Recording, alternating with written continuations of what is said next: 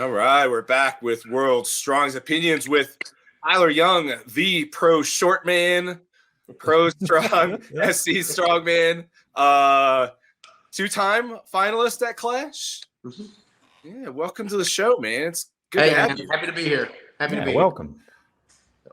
So before we started, we started talking about where the name Great Ape Performance came from, and this is gonna be amazing because it sounds like we've got two Tylers with similar stories. Well, maybe similar beginnings, but different outcomes. All right, so I've talked about this on another podcast, but it's a little bit smaller than your guys's. But so yeah, I've been reading a lot about the stoned ape theory that Joe Rogan talked about all the time. So I'm like, man, I gotta check these mushrooms out. I gotta see what they're about. So I was running around with a buddy who had some experience with psychedelics, and he was like, come on. It was like New Year's Eve. It was like 2019. I can't remember if we were going into 2020 or into 2019. Anyway, so I took 5 grams of mushrooms the first time. Nice.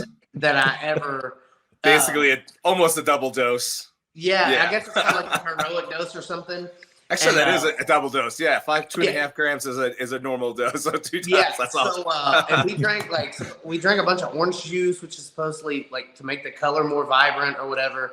Yeah. And we camped out on the couch, right, and just waiting on it to set in, and it was like a slow creep. Like I've had edibles before. Like I know you don't, oh, this edible ain't shit, and then you get sent to the shadow realm. No, I wasn't doing that, but so we're watching these movies on my buddy's Netflix, and the only thing that would save us is every so often it would buffer because he was running off his hotspot, and we'd be like, "Oh crap, we gotta go do shit right now."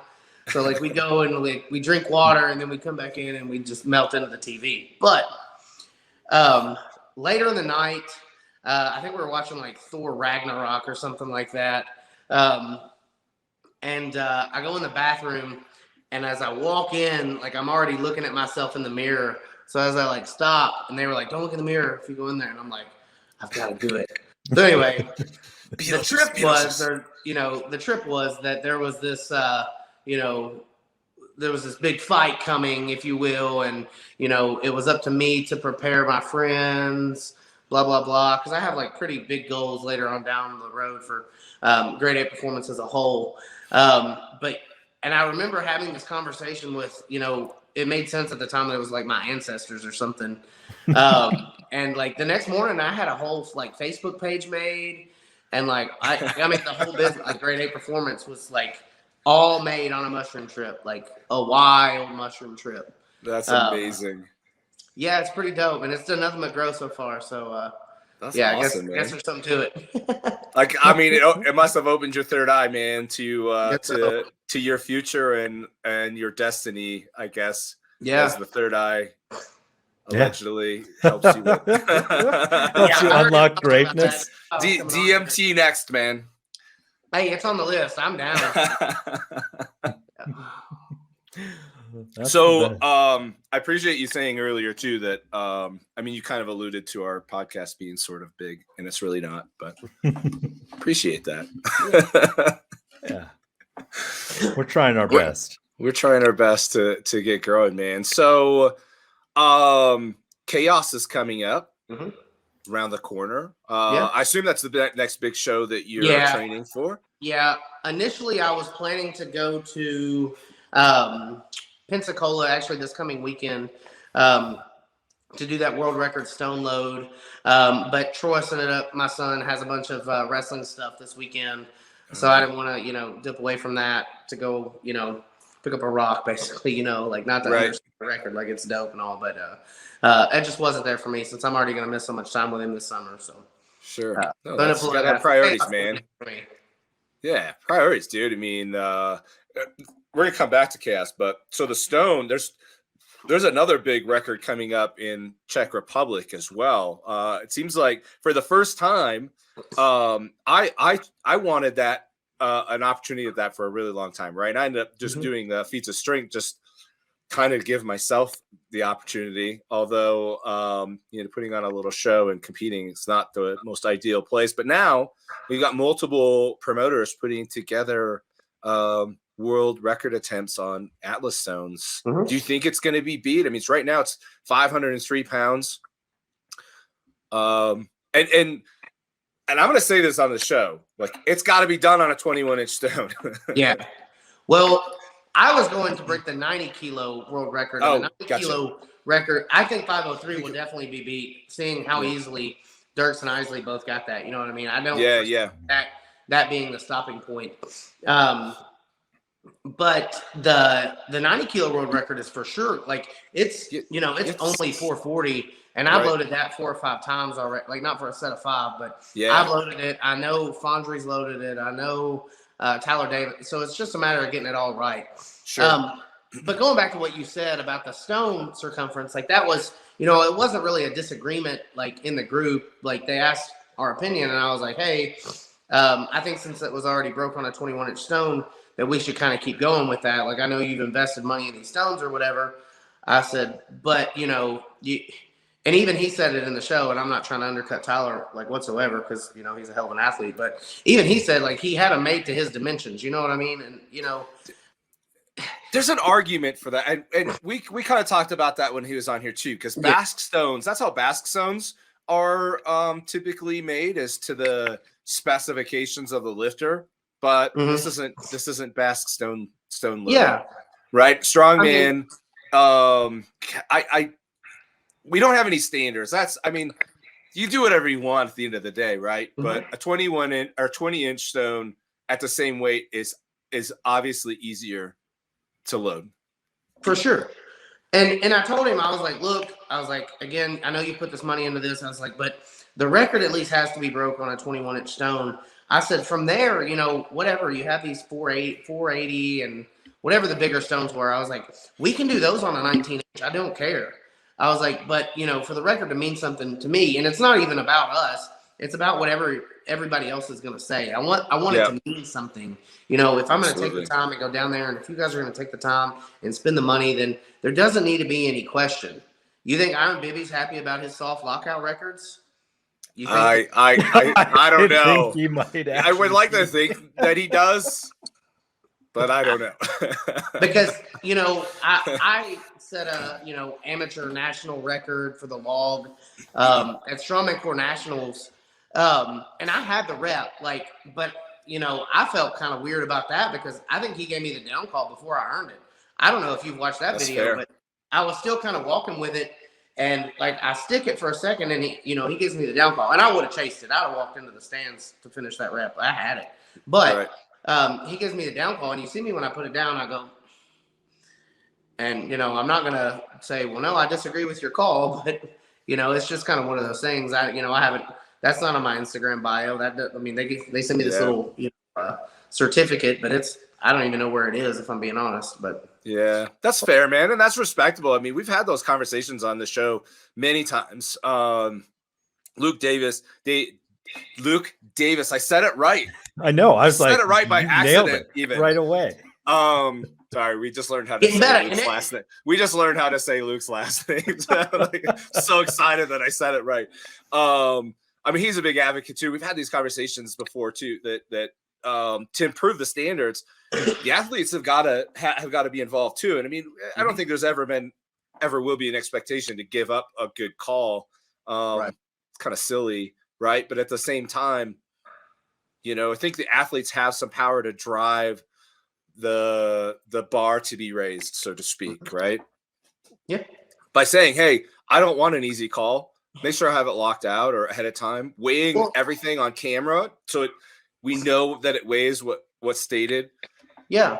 And what really frustrates me is everybody that's been in the sport longer than, 10 years, they're like, well, strongman's claim to fame is it doesn't have any standards. And, well, yeah, 10 fucking years ago, we were working out in parking lots and, back alleys, and it's changed. It's not the same sport that it was 10 years ago.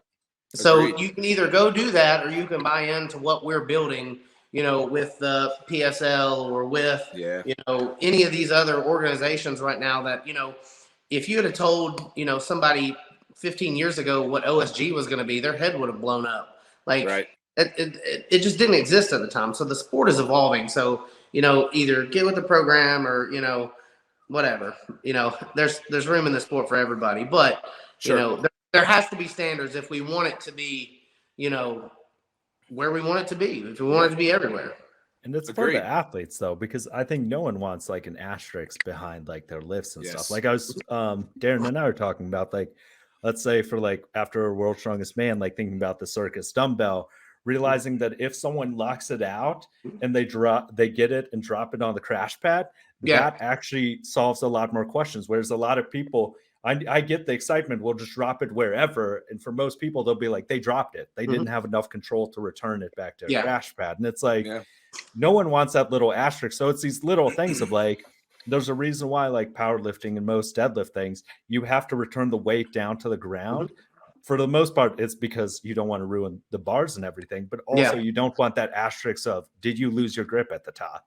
It's like, no, you had firm control. You returned the weight to where it should be. And it's these little things that in the end, it's really for the athletes, because no one wants to have to constantly defend a record of like, I mean, Mitchell Hooper addressed his thing. He was like, yeah, I could have finished the rep, but like at least the calls were consistent. And you're like, and that doesn't feel great. Posted that poll on your thing. I voted yes.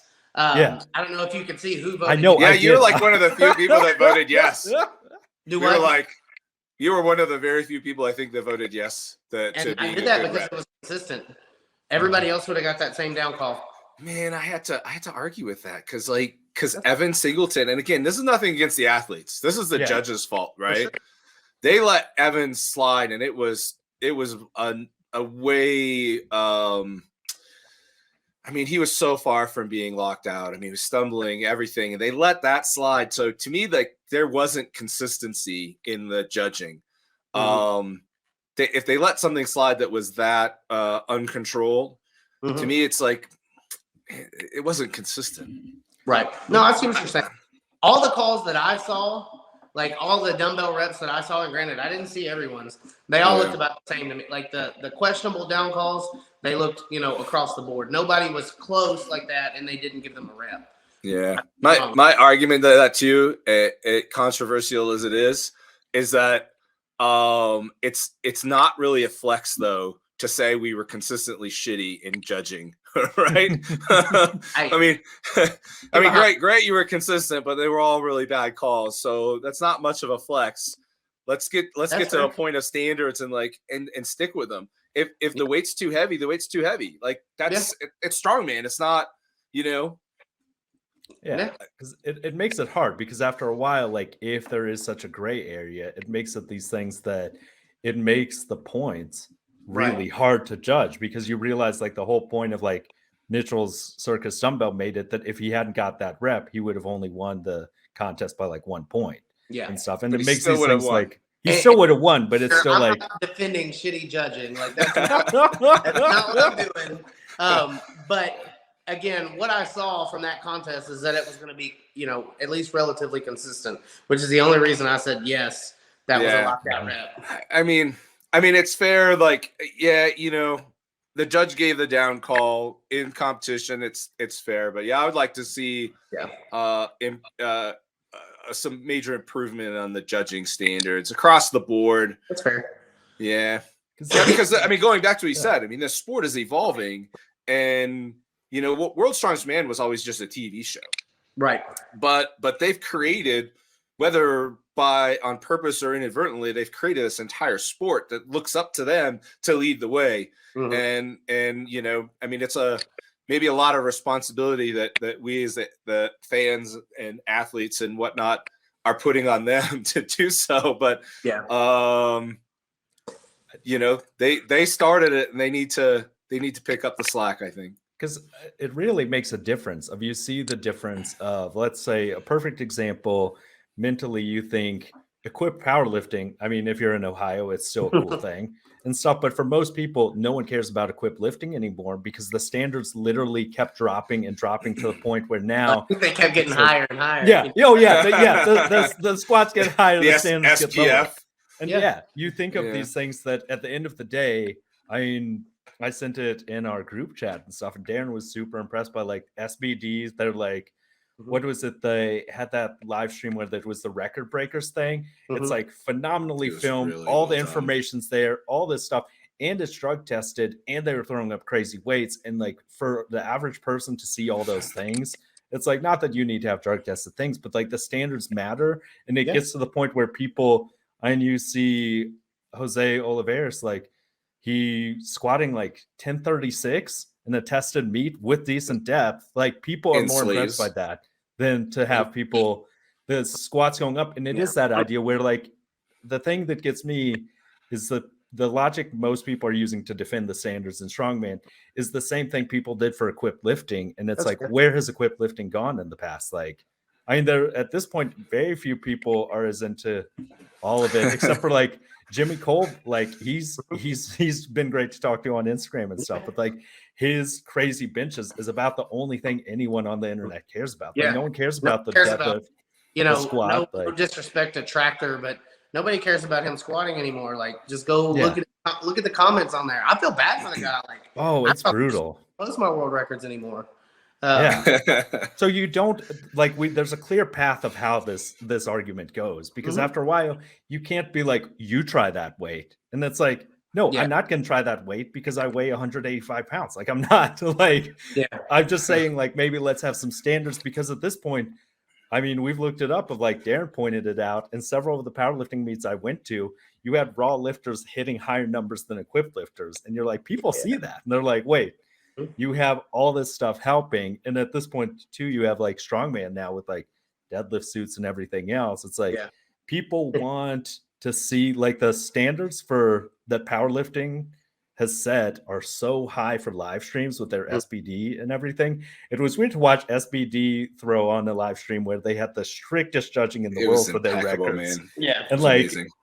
And here I think there's mainly this idea of it's for the athletes. You don't want people questioning your lift. Like if you hit a lift at SBD, like US, like their meets or the IPF, like no one's going to question that and everything. Whereas now I feel like almost every big event they've had, like Giants Live, when they had 6 men lift over 1,000 pounds, almost every one of those, you're like, was that a good rep? Or like, it's cool to see the numbers thrown up, but I think for the athletes, it also creates it to the thing where you see people now who, anytime they go above 80%, they just like hitch like crazy. Their knees are always soft at the top. And you're like, that's hurting you as an athlete. Right. And if people are allowing that, it's making the sport kind of take a step back. So it's all for like progressing the sport and everything. So I think that was the main point. But at the end, he did get it, and he still would have won. Like, I think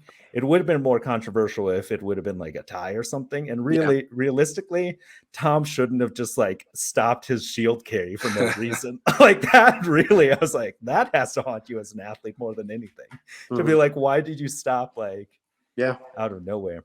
So it was interesting seeing the results of those polls. The main thing that blew my mind is the people who said no on Hooper's lift and yes on Evan Singleton's. Like, that's one thing I really did not understand. I was like, there's no logic right there. Yeah. I was like, you really thought that Mitchell's was like a bad lift? They liked Evan more. That's okay. He's a goofy guy. Yeah, he's a great guy. He's a good guy. Which is good. Like, and I think that's the part of it, is realizing it's a production and it's a show. But I think after a while, you still want to maintain that positive momentum, because like PSL and everything that's going forward, like you want people to be impressed by it and bring in audience people and everything. Because at the end of the day, like you don't want to follow equipped lifting. So that was like, that's my little PSA about that. I was like, because I'm glad you mentioned that, because when I saw you said yes, I was like, oh, this. We were like Tyler's on another one of his mushroom trips. I was hoping you guys could see what I voted. I know. Oh yeah. Tyler Young just stuck out like a sore thumb in that poll, man. Oh, you did, because it really like it's all burner accounts and then me. Like yeah.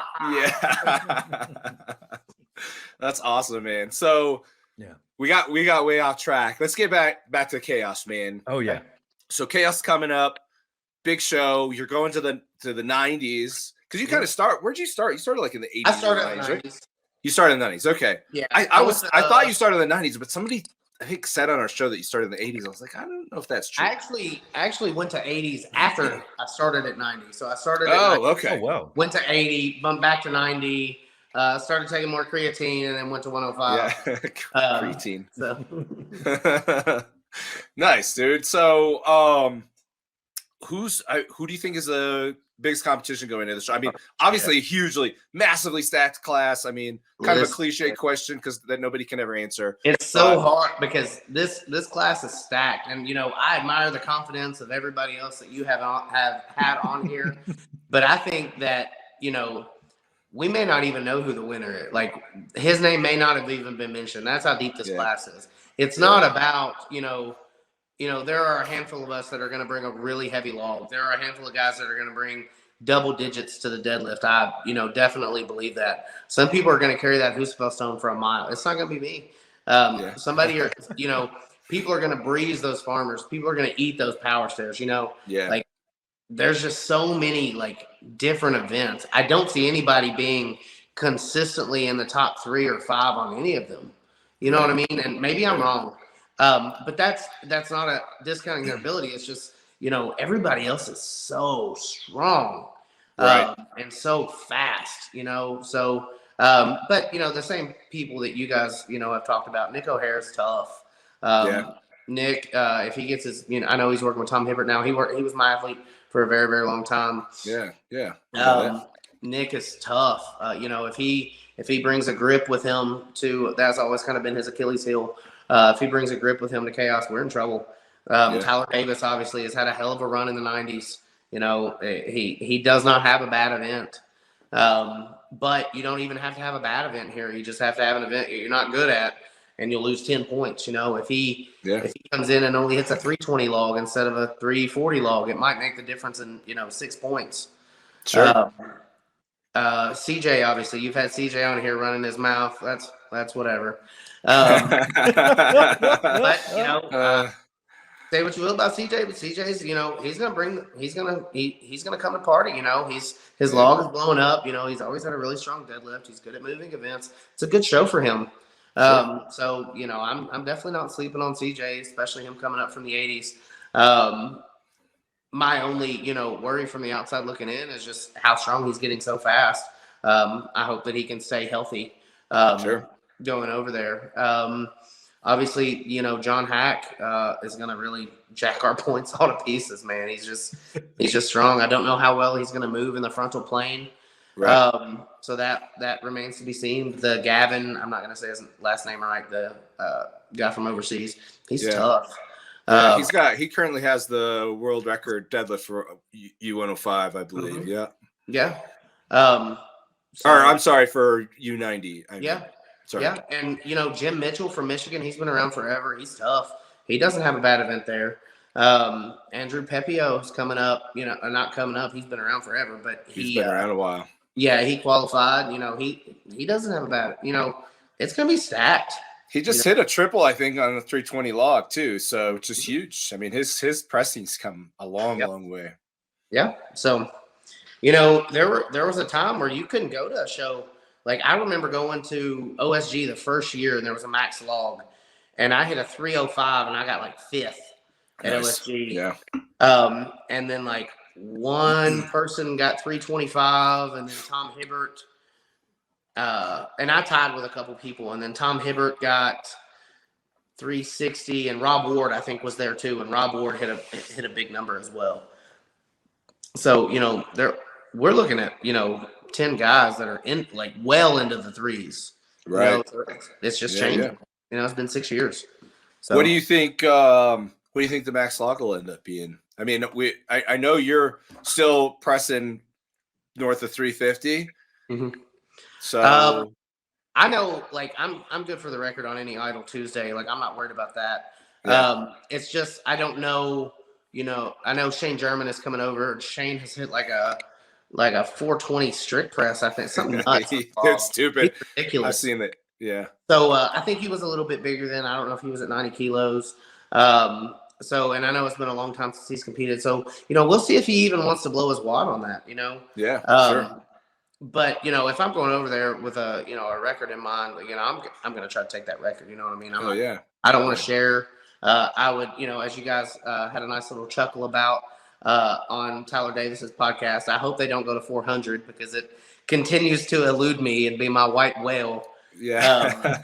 So no, I don't enjoy missing a 400 log. It's just I can't imagine. But still, I mean, there's not a lot of people, even in U105s, that are missing 500 or 400, right? They're not even cleaning it. So, well, I think everybody will miss 400. You know what I mean? I think. I think my zero will count. The rest is everybody else. Fair. But I mean, you were close. I mean, there's not nobody's attempting 400. Not many people are attempting 400. That's what I meant, right? In the U105s, let alone the U90s. I kept going back and trying, it wasn't like every week. It was like, once a month or 6 weeks, still too frequently, for sure. But I don't know if you, the first one was just like a shot in the dark. I was training with Anthony Furman. Sure. I blasted 375. It's a pinned post on my Instagram. Blasted 375. He's like, go to 4. And I'm like, all right. And I got above the head with it. And I'm like, oh, this is a bad miss. So I didn't come back to it for like 6 months. 6 months later, something like that. I'm working out at a gym. There's a big blue log. I don't know if you've seen the video where it crucifies me. But it was a full lockout. It just surprised, the speed surprised me so much. I lost it behind me. Right. And I was like, oh my God, it's right there. So then 3 or 4 weeks later, I was like, I gotta try again. And every miss was locked out, but I couldn't get under it or something. It just be like that. It's it's continued to be my white whale. So yeah. Well, I mean, I don't want to sound cliche or cheesy, but it's time to spirit, man. Yeah. Well, I'm working. I don't usually work with a coach, but I hired Camby to run this press prep for me, and he's been wearing me out, wearing me out. So that's good, man. That tsunami bar. I love it, dude. I use my favorite thing on the tsunami bar is front squats. Yeah, miserable. That's a bouncy one. Miserable. I like a miserable lift though. Yeah. I'm and I like the fact that the numbers are going to keep going up like that because we, one of our athletes, Chase, just did the Oklahoma record setters for I think Strongman Corp or something, and he was doing the under 90s, and he said he ended up getting first place with 280, and he was so mad because he wanted to go up past 300. Yeah. I was like, that's not the worst problem in the world to have, but that definitely is a bummer. If you have a number in your mind, you're like, this is what I'm coming in for, 315, and then you end up winning with 280. I'm like, it's crazy to see just how the numbers have gone up overall. Because watching CJ fight with 150 kilos, and that was one of the craziest log fights I've seen in a while. To be able to steady, that was a grind. I was like, because very few people can grind like that. That's I think the only thing I've seen crazier was I did one show where a guy, it was a 275-pound log. He cleaned it easily, missed it 3 times, and then finally his face was beat red, braces really hard, and then basically strict pressed it up. And I was like, I've never seen anything like that in my life. I was like, he missed 3 attempts, and then we were all like, dude, this guy's gonna pass out if he tries again. And then he just strict pressed it up, and we were like, what just happened? So hey, I'm gonna it just notified me. Apparently my battery's kind of low. I'm gonna turn the camera off for just a second so I can plug up. Then I'll turn it Okay. Yeah. Get a charger. Yeah. Oh. Camera off. Weird noises in the background. What are you doing? What are you doing back there, Tyler? Do what? I said, what are you doing in there? Standing up. What are you wearing? Leggings. It's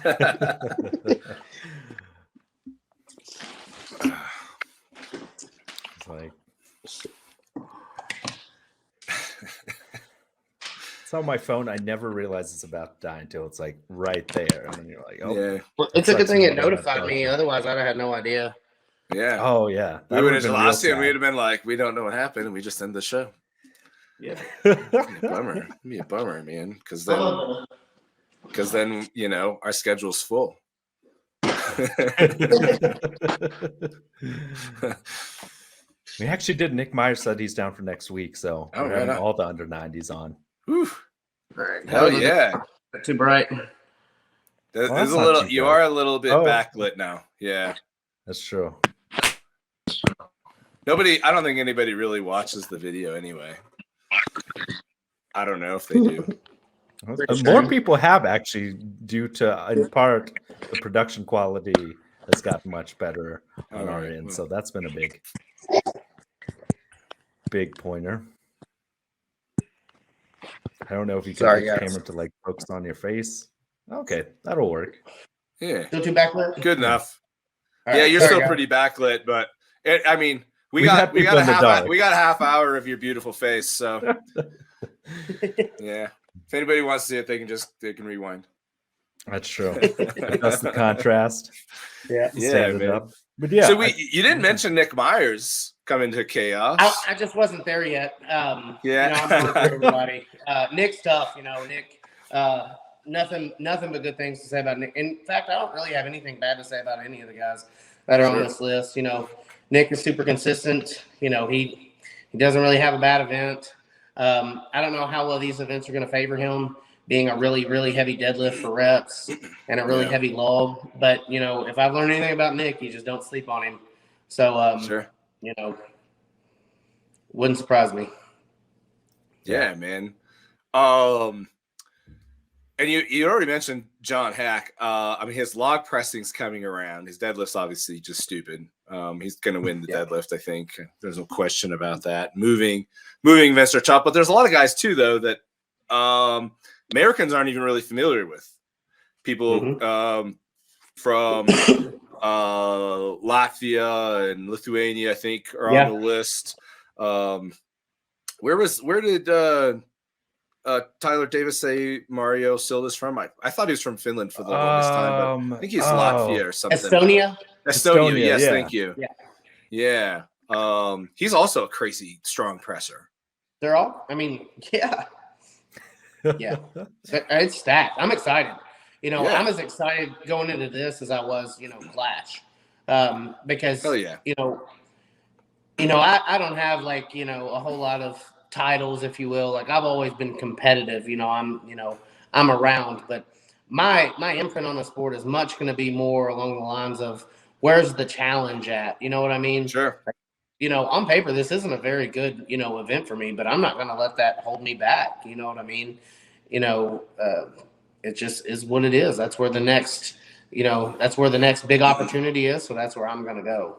Yeah, I think you'll find that a similar mindset amongst probably everybody that's going to be there. That's sort of the kind of the hallmark, I think, of an elite strength athlete, elite athletes in general, right? They're not you're in it, and you've been in it this far, you've gone this far because of the challenge, not for the easy win. Right. For sure. And the last time I looked at a list of events for a show that I was signed up for, I thought, wow, this is going to be a good show for me, was Strongman Core Nationals in 2021, where I went and got second. Yeah. You know, like, nice. Okay, 2 pressing events, heavy side handle deadlift, you know, sandbag toss, and a wheelbarrow race, and yep, sign me up. I'm there, you know. But, you know, that's just part of the sport. We have different strengths and weaknesses, and that's just how it all plays together. So that's why it's a points game. Yeah. Yeah. As long as I think some people have been complaining about USS Nationals coming up of like too many like out there events and stuff. It's nice to have like pretty consistent, like regular events and stuff. And it's going to be insane. And it's also realizing that a lot can change in the next few months of like Ben Donnan just tore his adductor. Yeah. Doing Zerchers, which is rough. That's definitely a tough thing, but he was like, I'll training, I'll or was he trying to? I've seen a record. No, was that the ultimate strongman? I don't know if it was a full show. I just saw a lot of Zercher lists. That's what I was trying to figure out. Usually, Cuddle Cheek claimed the current world record with 260 kilograms, which is, I mean, a healthy Zercher. Mm-hmm. Yeah, that is, yeah. But that because he had his adductor 250 went up pretty easily, and then 260 for his adductor, where it popped right there. That is an intense one, but anything can happen in the next few months. He said he's still planning on showing up, putting on a good show. Yeah, So I'm like, there's enough time right now if we tweak something to still, at least be semi-show ready. yeah, Depending on what the injury is, obviously, but Sure, man. still time out there. Got several months out.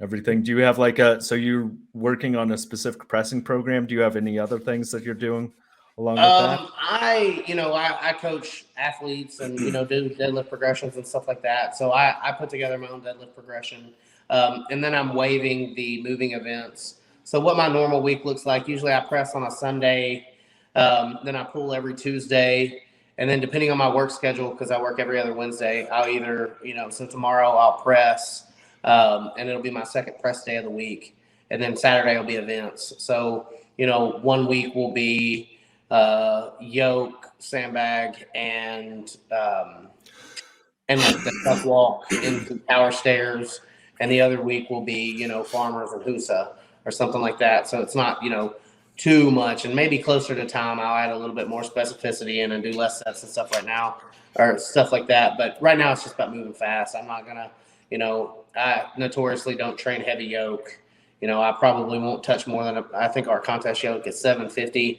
And you won't see me run more than a 600-pound yoke in contest. I move the same speed, whether it's 600 or 900. It's just about I got to get faster, especially now. So, plus it just beats the shit out of you. Yeah, it's terrible. It's so terrible. Yeah, like I learned that. I learned that too a while ago. There was a point towards the end there. I mean, I don't know if I'm done competing strongman completely yet. We'll see, but I just stopped training yoke completely because like you said, for me in competition, it didn't matter if I trained or not. But during training, if I trained yoke, the rest of my training sucked. Yeah. Well, that's like going into 22 Clash. I didn't train it one time. I didn't train Friend one time. My knee was bothering me real bad, and those things really aggravated it. And I was like, well, they're in the finals anyway, and I know it's not going to be my event. Two movement medley has never been my thing anyway. I was like, so what, it's going to be a couple points maybe. So I didn't train either one of them, But also I think don't you think once you kind of cross that threshold into being an elite athlete, and I think there's a lot of factors that go into that. Those movements are really simple. You don't need to train them consistently because the form, if you will, the movement should be so ingrained that you don't need to really train it. For sure. You get into some of these medleys that are, different transitions. Maybe it makes sense to train those more, weak events and such. But I think that's, I always kind of been a little fascinated seeing high level athletes training all the events all the time. It's like your time might be better served focusing on weaknesses and new and transitions and newer events, right? Yeah. Darren actually helped explain that to me because one time I was complaining about the fact that my pressing was going nowhere, and he was like, "Dude, you do yoke at least once or twice a week. You're just wasting your time at that point. Don't." Yeah. And that point, because it is you have to think of what are you sacrificing otherwise? How many points really yoke is still a points game, but it's your points are better spent somewhere else and everything. For sure. Because at the end of the day, really what it comes down to is just don't get to the point where you wouldn't be able to finish a yoke run. Mm-hmm. That's your main concern. But I think after a while it is those things of it's the same as watching people leading up to OSG who are still going super heavy on deadlifts up to 2 weeks before comp, and you're that is you are at that point starting to use reps that you could have on competition day. There's one name that always comes to mind, and I think he's finally. It seems like the last year or two maybe he's gotten better. But Frankie Pro used to always pull something just stupid 2 weeks out from competition, like 10 days out. Yeah. and then not knocking Frank because he's a great guy, but he would suffer right during competition, and I think he kind of learned. But anytime I think about people doing that, I'm like, Frank, dude, stop pulling heavy 10 days out. And Frank would agree with you that Frank's biggest enemy there for his worst event was him there for a while. I'll never forget at Strongman Core Nationals, I think it was 2020. It was the year we went to Alabama. It was after the first or second event, I went over and I'm doing real bad. Like I'm doing they started out with like I think a yoke carry, and then we went right into Husa, or maybe it was sandbag toss and then Husa. Anyway, so I go over there and he's already drinking tequila. Yeah. I'm like, Yeah. hey man, what are you doing? He's like, I fucking blew it. And I was like, it's like event 2, bro. Like, what do you mean you blew it? He goes, yeah, I blew it. Fuck it. And so it's really good to see that he's kind of, grown past that. Sure. Because I've never, like, you've been around me. I don't take competing super seriously either. Right. There are some, like, great champions that, get off on, like, being super serious and have their dad smack them and stuff. And, good Right. for them that they win those championships, But I'm there to have a good time. I'm laughing. I'm cutting up. I'm dicking around. Like, that's just that's me in the sport. So. Yeah, no, that's good, man. I've kind of been on both sides. I think I got a little too serious at one point in time, and it stopped being fun. Mm-hmm. If you take too seriously, like there's not enough in strongman to take seriously, right? You're not making a living at it, so you may as well go have fun. Mm-hmm. Meet new people, experience new things. That's the joy, I think, of strongman. Well, and what I try to get across to my athletes, only a few hours a year are fun of strongman. Like, like if you add the time up, you only get a few hours. Like that's it for a whole year. That's it. Yeah. So you said that you're probably done competing in strongman. This will likely be my last year. No, I said I don't know if I am. I don't want to be the guy that says I retired and then come back. Like Bob. Like Bob. Literally, I tagged him in something. And Bob, who's like still in his 30s and complains that he's old all the time. Well, literally 24 hours later, he accepted the invitation to America's Strongest Man. So I did like the SpongeBob letters, like, I'm retired. No, it's just. Bob. But, when we compete, it's like, for those 5 minutes, right? So 5 60-second events, that's the most real I can be. In those 5 minutes, like that's my purest expression of myself. Sure. Like it's like the quickening from Highlander. Like I actually like just untethered, just go out there and get after it. And we only get that a couple times a year. You know what I mean? Yeah. So I'm really big, like on the philosophical side of coaching of enjoy the journey. Like not every workout has to just kill you. Don't skip time with your kids to go lift or to do this or go like. Nobody's going to remember this shit. Like, nobody. You're right. And nobody cares. Like, nobody cares. But that's it, Yeah, we do. Yeah, and I mean, well, to some extent, I mean, your people that are closest to you are going to care if, like, you win for, a couple weeks, but then it fades away and everything goes back to normal. And you're right. There was I can't remember who it was. It might have been on a podcast. They kind of talked about sacrifice, right? These people that talk about sacrificing all their time with their families and stuff for this sport that doesn't pay anything. Like, you're right. Like, why you gotta have priorities. Your family should always be number one priority. Job to take care of your family. Family comes first, even with a job. And then go have fun. There's nothing worth. I hate the word sacrifice though too, because you're choosing to forego that time with your family, right? That's not a sacrifice, right? Yeah, it's a choice. Yeah, it's a choice. It's like one of the big questions I get asked, when people are onboarding with me for coaching wise, they're like, "Well, how many days a week do you program?" And I'm like, "Well, that's up to you." And the big thing that I like to say is, life dictates training, not the other way around. And I'd much rather have somebody that can give me 2 days a week, where their heart and their minds are in it, and they have, a couple of unrushed hours that they can get in, as opposed to 6 or 7 days where they're dragging themselves to the gym, just hating their life and hating their existence. Somebody messages me and they're like, "Hey, I felt like shit today. I skipped my deadlifts." I'm like, "Roger that."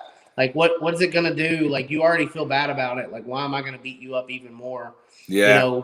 You're already, like, if you miss a lift in competition, you're already going to think about that shit. You know what I mean? Sure. So I found that, my best performances have always been when I didn't hyper obsess over things. Like, when I cut to 80 kilos for OSG in 2018, like I didn't miss, like not one meal was a cheat meal. Like every single meal was in my macros. everything hit a window. I hit all of my weight goals. I hit all of my programming progressions. I mean, everything was perfect. Weight cut went perfect. Got there and got my ass kicked. Just shit the bed. Just have it. I just, for whatever reason, I just underperformed. Like almost missed a 255 log. Like, you know, the week, you know, a couple weeks before I'd vipered it for 3 or something like that. Like it was just, nice. you know, big stuff like that. And yeah, it just, I think it was just because I hyper obsessed and I took it way too seriously. And then, you know, the first event didn't go exactly how I planned, and I just wasn't prepared mentally. I think I fell apart. Sure. I think we opened with the deadlift ladder that year, and our heaviest bar was like 585, and I blitzed it like no problem. Like pulled all 4 bars, pulled 585, and I'm like, yep, won that event. Walk over to the side, I got 12th, and I'm like, oh shit, like I got all 4 bars. What do you mean I got 12th place? I was the slowest one to pull all 4 bars, and I was like, is this how this is gonna go? And I think I was just, you know, kind of in my head after that. So after that, I just, you know, didn't really take things nearly as seriously. Even with Andrew Clayton, you know, was kind of funny. We competed against each other at Clash of the Rockies. That's the first time we've competed in the same weight class against each other. Yeah. But I got to go after him in the deadlift, and he was like crouching over my shoulder, like trying to see, you know, what my next deadlift call. And I turned around and I was like, bro, I know you take this really seriously, but I don't. Like these are the numbers that I'm going to. Plan your jumps accordingly because I don't care. Like I know what I came here to pull, and me, you know, playing this mind game with you isn't going to make a difference points wise. I was like, so, you know, I'm going to pull 660, I'm going to pull 700, and then we'll see what happens. I'm probably going to go to 720. And he was like, thank you. I really appreciate you being a stand-up competitor. I was like, that ain't got nothing to do with it. I just don't. I'm already stressed out enough. Like, you know, I'm just ready to go deadlift. So so it was just the you know, the dichotomy was there. And I took one of my athletes with me, Jimmy Harrison. Watch out for him, or Jimmy Harris. Watch out for him, and he's gonna be real tough in the next couple of years. But he was just laughing. He was like, why didn't you like play mind games with him? And I was like, why? I was like, we're already here. That shit's only gonna go so far. So that's why I don't like let people, you know, get under my skin when they're talking. Like CJ doesn't bother me running his mouth about that. I don't play that stuff. I'm just gonna show up, and I'm gonna be strong, and hopefully it's strong enough, you know. Yeah, and that's the most you can do, man. I mean, again, I kind of air back to the same thing. Like there's nothing but kind of empty glory in strongman. It's for you and for you only. You may as well go have a good time, because all the money and the time that you put into it is, like you said, it's for 5 minutes in most shows, right? It's here and it's gone. And you know, but kind of to your point of training, I used to be one of those guys that was very, very like religious on my training days. I never missed a training day. I trained the same days every week for years.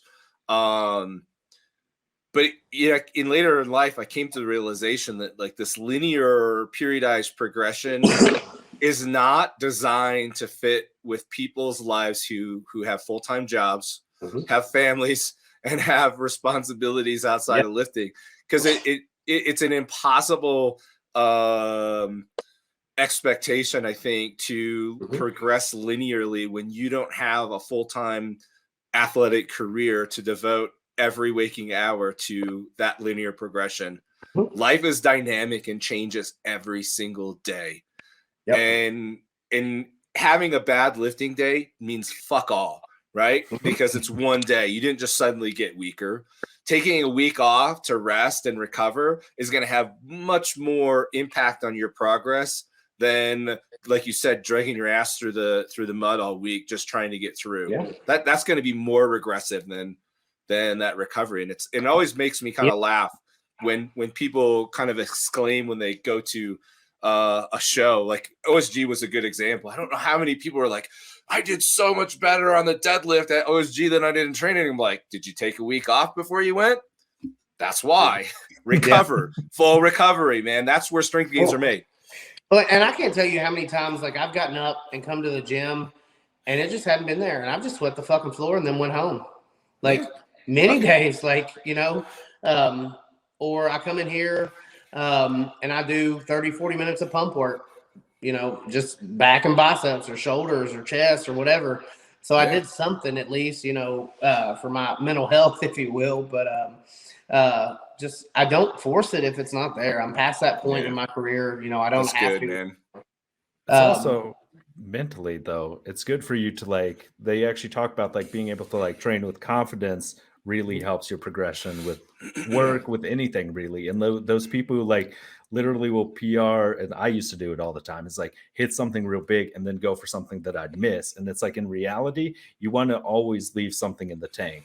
You always want to end on a good note, because people, it's amazing how many people in our sport just need a lot of extra creatine because they don't manage their stress properly. They push themselves in the ways that they shouldn't. And it's at the end of the day, you realize that cortisol levels in your body can really mess with your training and stuff. And Darren was always super helpful to me when I'd be I don't really feel like lifting, but I'm going to do it. He's don't if you're going to go just work on something fun, but don't make yourself miserable. Of people, they're well, these are the numbers that are written in my app, so I have to hit these numbers today. Otherwise I'll feel shitty. And you're you'll definitely feel shitty if you're already sick and you're trying to hit numbers that were made several weeks ago or whatever, based on you being a healthy individual. And you're not getting anything there. And that's one thing as a coach, I don't very rarely do I program percentages off a 1 rep max. It does happen occasionally, but most of the time early in the cycle, I have them work to a comfortable double. And I program all the percentages off that comfortable double, because I know if somebody tells me to work up to a comfortable double, I'm going to work up to a relatively heavy double. The devil's in the details of that subjective language. RPE 3. You meant RPE 10, right? Yeah. So I know where they're going to go to. Yeah. And then, if I program percentages off of a double that I would usually program off of a single, then, they're not going to compete with the ghosts of themselves. If I programmed off of my percentage of my best ever deadlift max, I would be heartbroken all of the time.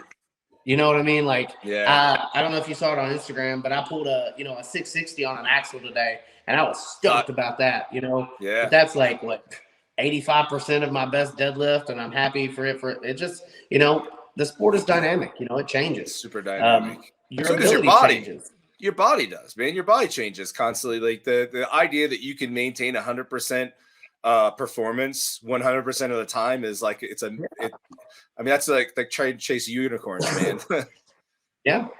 And it's also and this is by my own doing, I walk a fine line of that max recoverable volume, because I train something 7 days a week, Sure.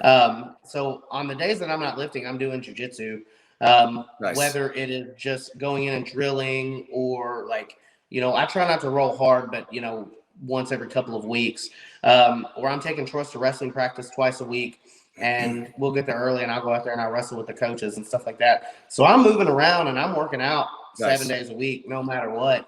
But, if I come in here, I did it a couple weeks ago. I came in to deadlift, and I can't even remember what I had to pull 6 doubles at, 570 or 580, nothing even that heavy.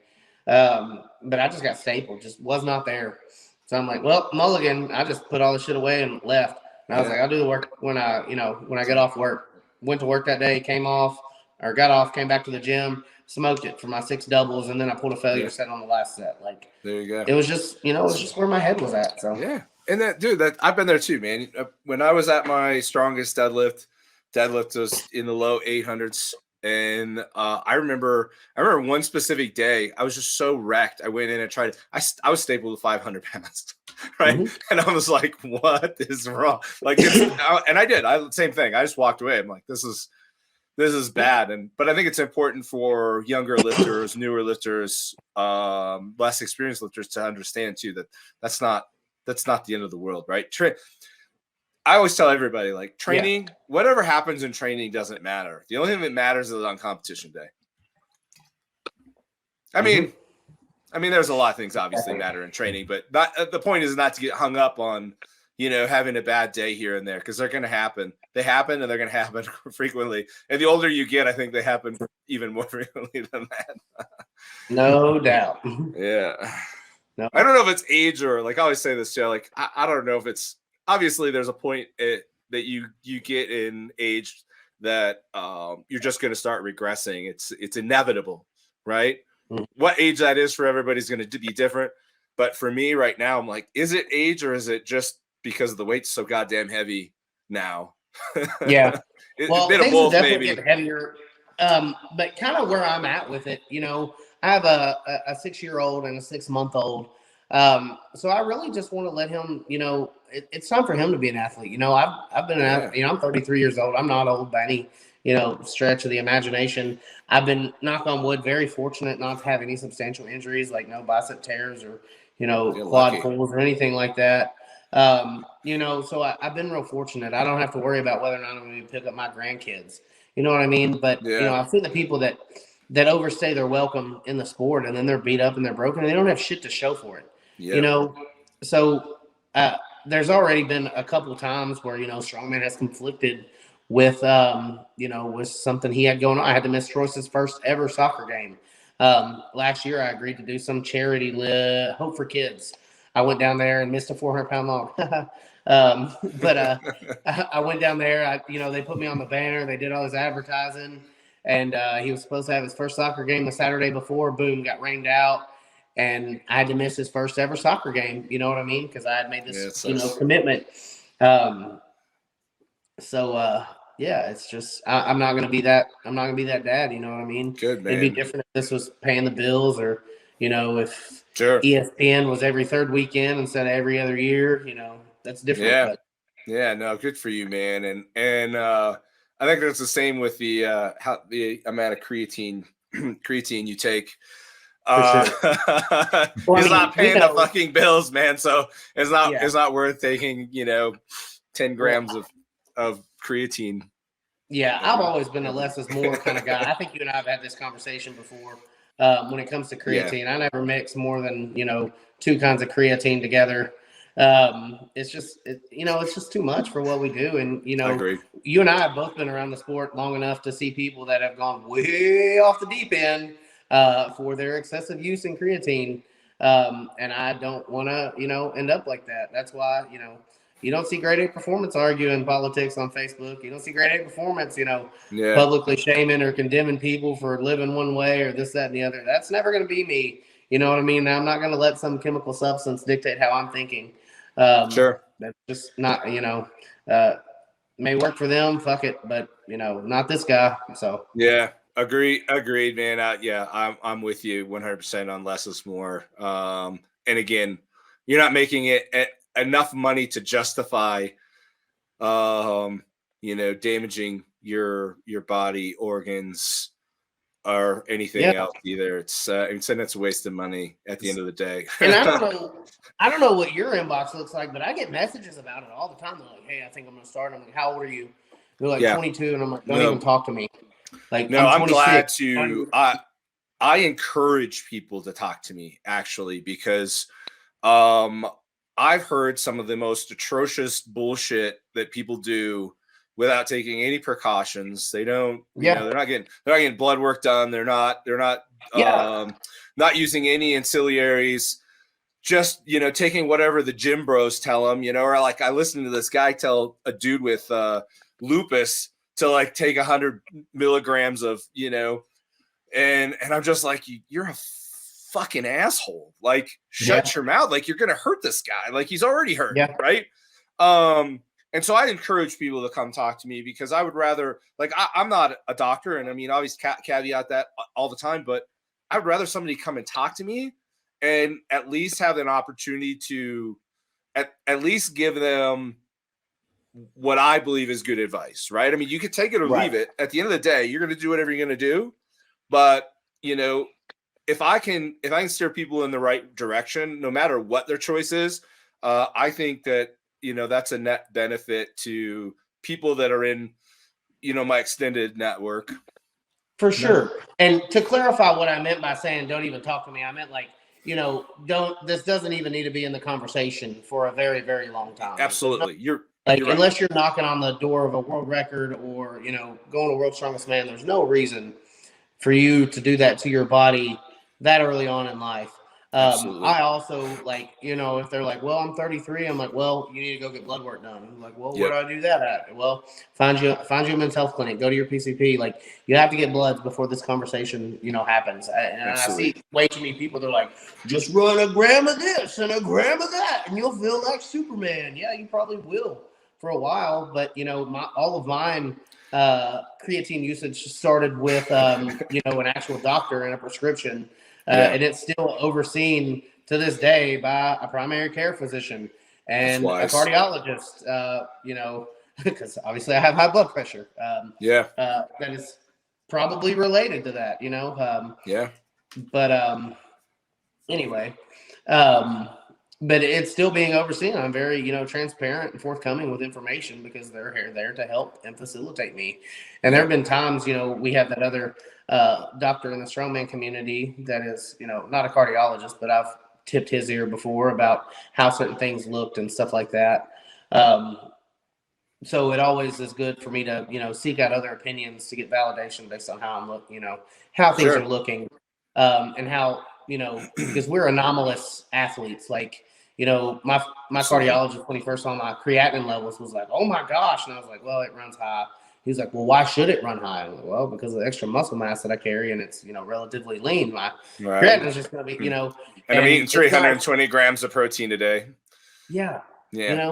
So it's refreshing to know that, I at least get, a confirmation every now and again from somebody in the circle. But That's people good, ruin their man. whole life for that, man. It's crazy.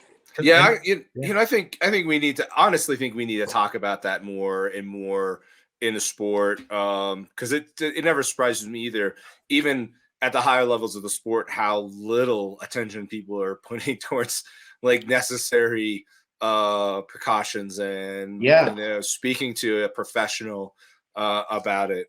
It's silly, and it's a conversation. People are doing it. They're gonna do it. There's nothing we can do to stop it.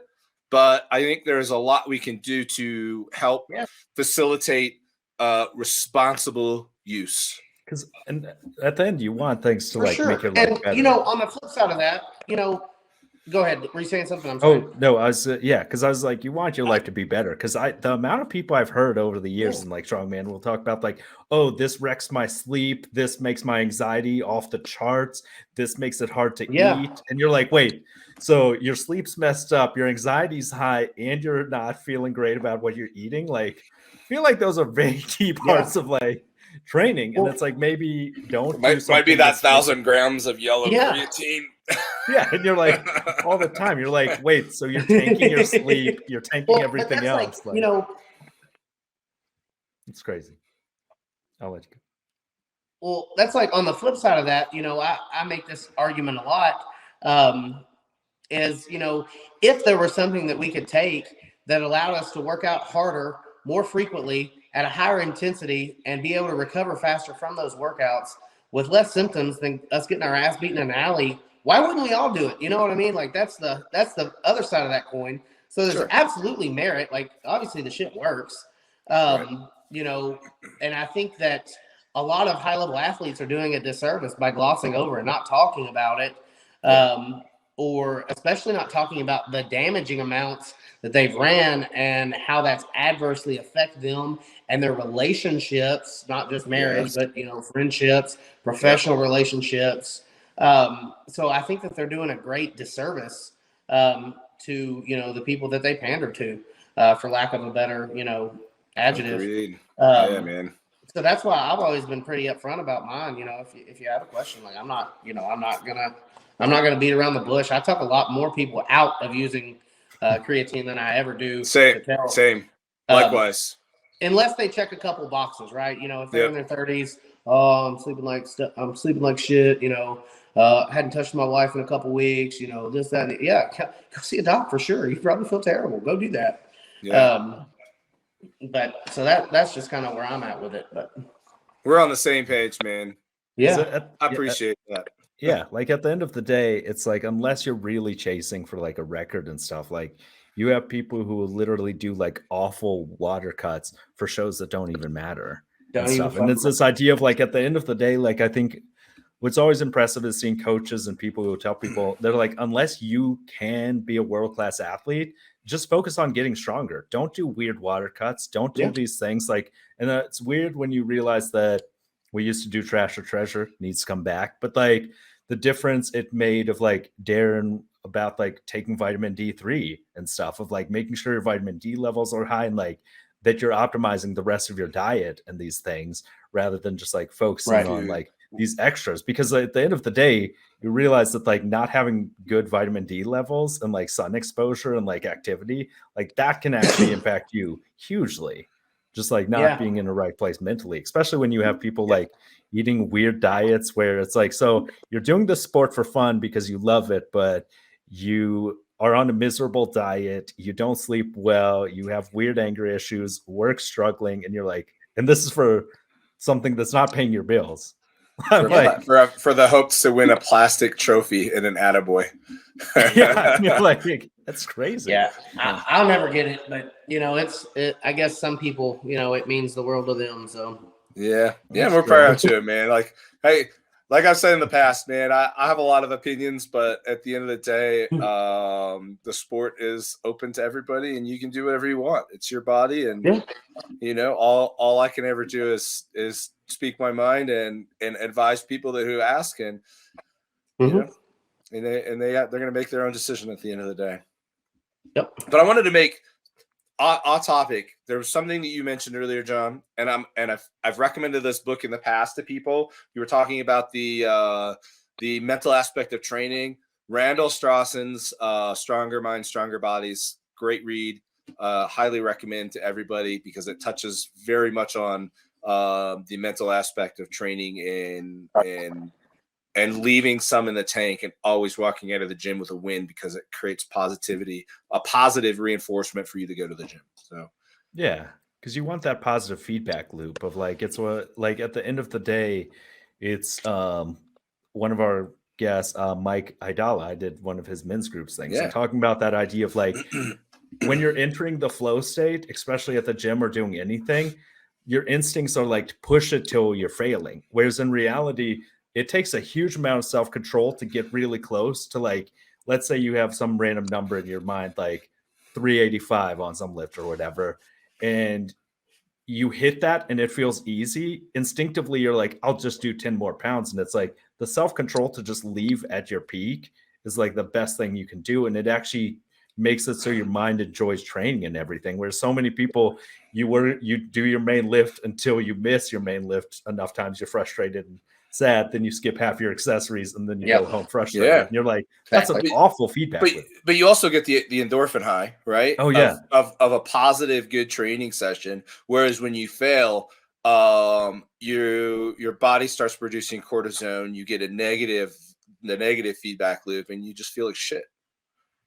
But I think it takes a lot of maturity, though, also an experience to get to a point to be able to walk away and be like, you know what, I've done this enough times. I've learned my lesson, and it's time to leave it in the tank because I know that that's going to affect me, have a more positive impact for next training session if I do that.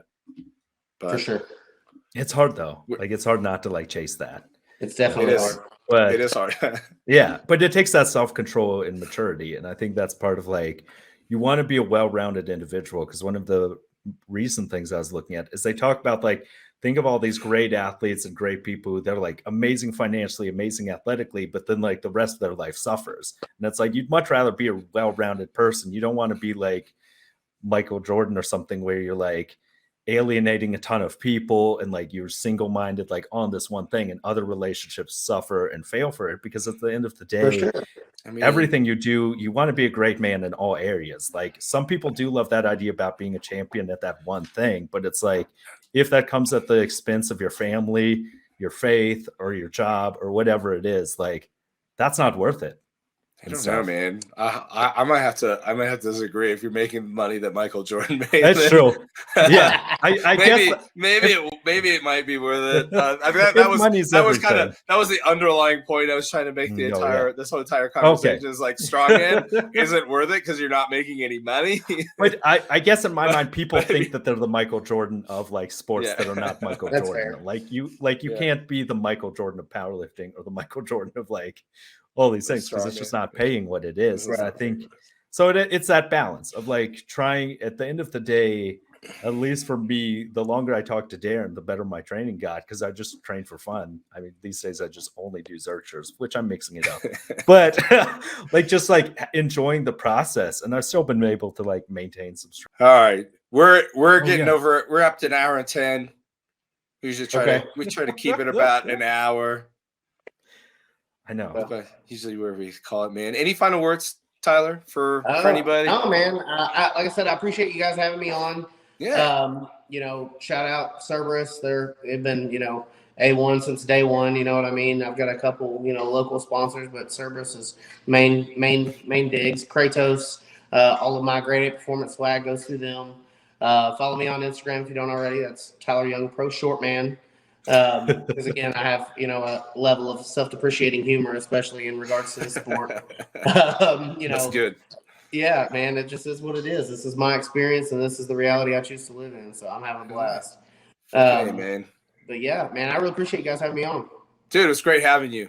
Thanks for coming on. Yeah, absolutely. Have to have you back. Yeah, for sure. Y'all have a good night.